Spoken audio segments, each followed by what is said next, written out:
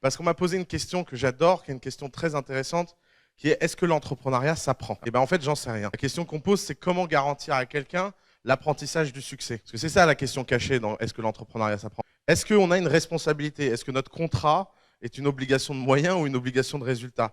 C'est bien évidemment une obligation de moyens. Et parce que personne ne peut garantir ce type de résultat. Personne peut dire à quelqu'un, je vais t'expliquer comment réussir. Les gens peuvent à minima, comme nous, expliquer, voilà ce que je peux faire pour éviter que tu échoues bêtement. Et tout est dans le bêtement. J'aime bien ce passage de Oussama Ammar qui parle de est-ce qu'on peut apprendre à entreprendre, et son avis c'est que on peut pas garantir le succès quand on apprend l'entrepreneuriat. Par contre, on peut simplement, une obligation de moyens, on peut simplement donner les clés à faire pour entreprendre, mais on peut pas garantir que ça va marcher. Et j'aime bien, et c'est un truc qui me fait réfléchir, et je me dis que c'était un bon sujet de vidéo. Alors je suis plutôt d'accord avec ce que dit Oussama Ammar, mais je me dis que ce serait intéressant un peu de développer ce point. Parce que moi aussi je me suis posé la question, avec toutes ces formations qui aident à devenir entrepreneur, tous ces, par exemple dans l'éducation, ces masters en entrepreneuriat, je me suis posé la question, même ces incubateurs, en quoi ils peuvent aider les gens à entreprendre? Est-ce que vraiment ils garantissent de réussir, ou est-ce que simplement ils permettent d'éviter des erreurs bêtes, entre guillemets? Voilà. Et la réponse en fait, c'est que, sans doute la réponse, c'est que ces éléments sont sans doute nécessaires pour réussir. Il y a des erreurs à ne pas faire, il y a des choses à savoir, des compétences techniques à acquérir qui sont nécessaires mais qui ne sont pas suffisantes. Et donc dans cette vidéo, je vais vous donner un plan d'action pour apprendre à entreprendre. Mais encore une fois, ça ne vous garantira pas d'entreprendre une grande entreprise avec succès, d'entreprendre une start-up avec laquelle vous deviendrez millionnaire. La première étape, c'est de développer son envie d'entreprendre. En fait, entreprendre, ça demande beaucoup de travail, beaucoup de volonté, il faut vraiment le vouloir. Bien souvent, c'est quelque chose qu'on fait en plus, quelque chose qui ne nous est pas demandé. On ne va jamais vous demander d'entreprendre, c'est à vous de le faire avec votre propre volonté. Donc si vous faites toutes les choses en attendant qu'on vous demande de le faire, c'est sûr que vous ne pourrez pas entreprendre, il faut que ça vienne de vous. Alors pour développer cette envie d'entreprendre, pour moi il est intéressant de regarder, d'écouter, de lire des contenus qui peuvent te donner envie d'entreprendre. Par exemple, il y a beaucoup de personnes en France qui ont été inspirées par les contenus vidéo, conférences de Oussama Ammar, qui faisait des contenus un peu inspirationnels sur le fait d'entreprendre. Il y a aussi beaucoup d'entrepreneurs qui ont trouvé leur motivation dans la lecture de livres fondateurs, comme Père riche, Père pauvre, ou encore La semaine de 4 heures. Alors ces livres, ils sont pas forcément des références dans le fait de... ça n'a pas permis c'est pas ces livres en soi qui permettent de devenir un entrepreneur à succès, mais c'est ceux qui permettent de provoquer un déclic chez la personne qui les consomme. Alors pas forcément un déclic, mais en tout cas un changement dans l'envie, peut-être une envie qui n'existait pas encore, comme quelqu'un par exemple, je sais pas, qui connaissait pas un vêtement et qui tombe devant un vêtement par une publicité et qui d'un coup a de plus en plus envie de l'acheter. Donc c'est pas forcément un achat compulsif, c'est un achat on développe, et en fait c'est ça l'entrepreneuriat, le fait d'être devant des gens qui entreprennent, de personnes qui parlent d'entrepreneuriat, ça peut donner envie d'entreprendre. Donc mon conseil, c'est de consommer ce genre de contenu un peu généraliste, pas forcément technique, mais qui parle un peu de l'entrepreneuriat en général. Je peux vous conseiller d'ailleurs un podcast, Génération Do It Yourself, qui pourrait peut-être pareil vous donner envie d'entreprendre. Et le conseil, c'est de, dans un premier temps, ne pas forcément commencer en rentrant dans les détails. Restez généraliste, restez sur des contenus un peu inspirationnels.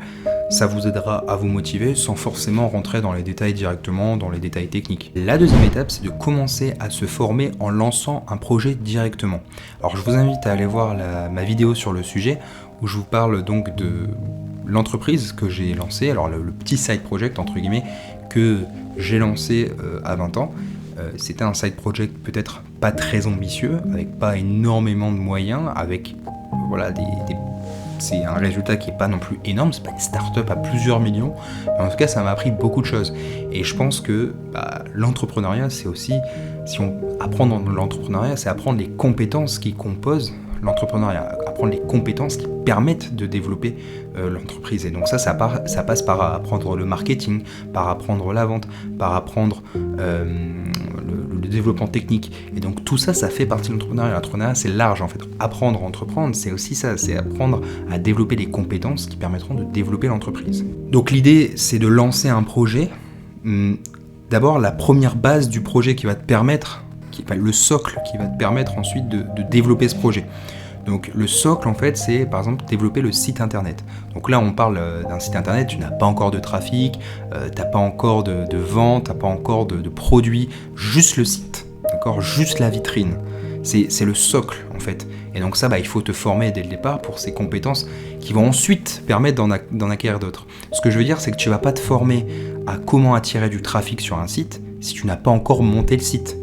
Tu vois. Donc d'abord les compétences qui te permettent de bâtir un socle, donc un site internet, un blog, une boutique en ligne, les réseaux sociaux, bon là c'est plus facile de démarrer, voilà, créer même un produit, je sais pas, que tu vas revendre ensuite porte à porte, voilà, le socle qui va te permettre d'apprendre. Troisième étape, maintenant tu vas pouvoir te former sur les sujets annexes que le socle t'a permis d'atteindre. Donc par exemple, maintenant que tu viens de créer ton site, ton blog, tu vas vouloir que des personnes lisent les articles que tu écris.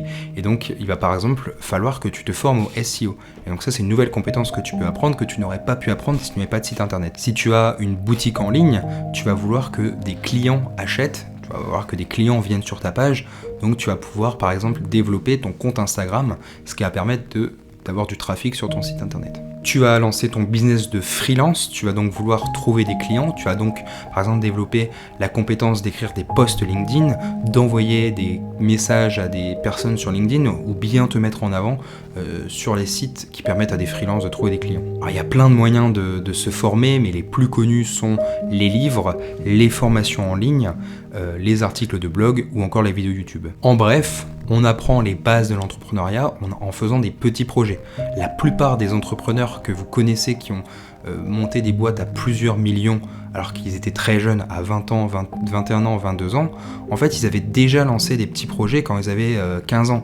C'est juste que eux, les petits projets, ils les ont faits à 15 ans, donc c'est très jeune, mais ils ont tous commencé par des petites choses qui ont déjà, je pense que, comme je vous dis, des petites compétences, de vente, de code, beaucoup savaient déjà coder à 15 ans, ça c'est exceptionnel, mais aussi peut-être dans le mindset.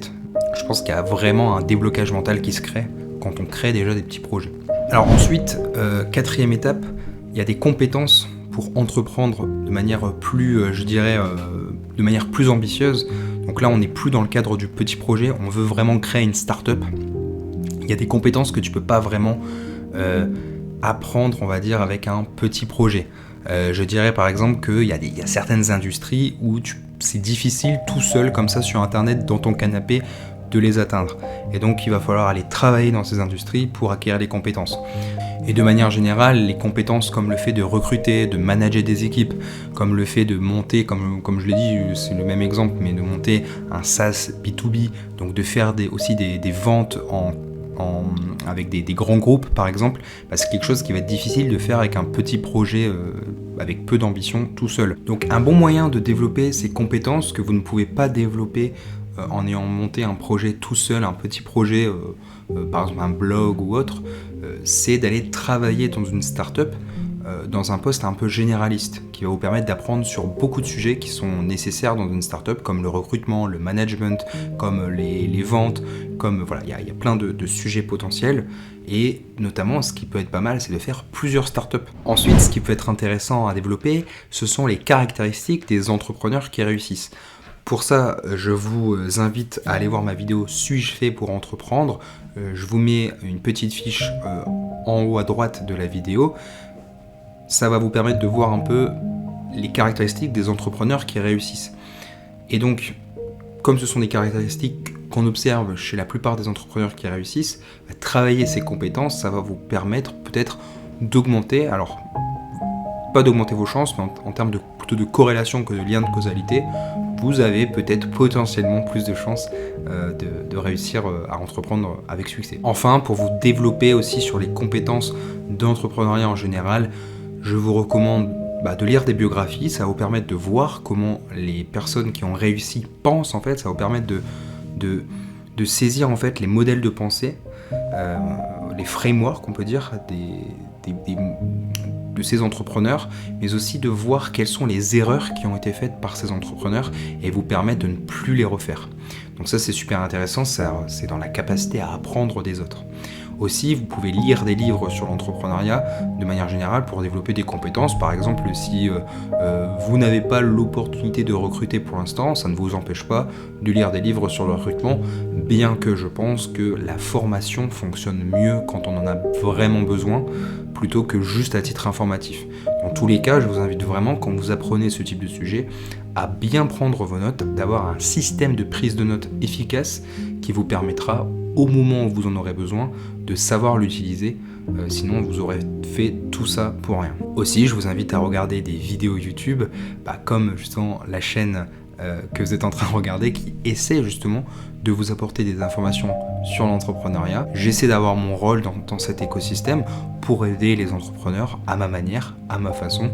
J'essaie d'apporter ma pierre à l'édifice.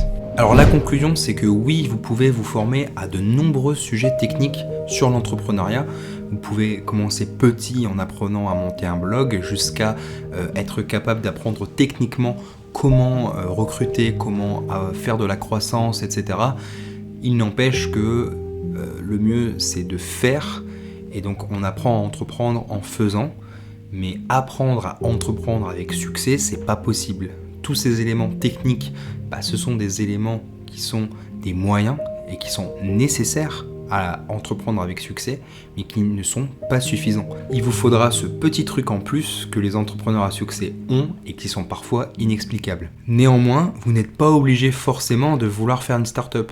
Vous pouvez vouloir simplement faire une entreprise, peut-être assez grande, Je ne dis pas forcément qu'une entreprise est petite, mais vous n'avez peut-être pas l'ambition de monter un projet entrepreneurial stratosphérique comme une start-up qui aurait la volonté de révolutionner le monde.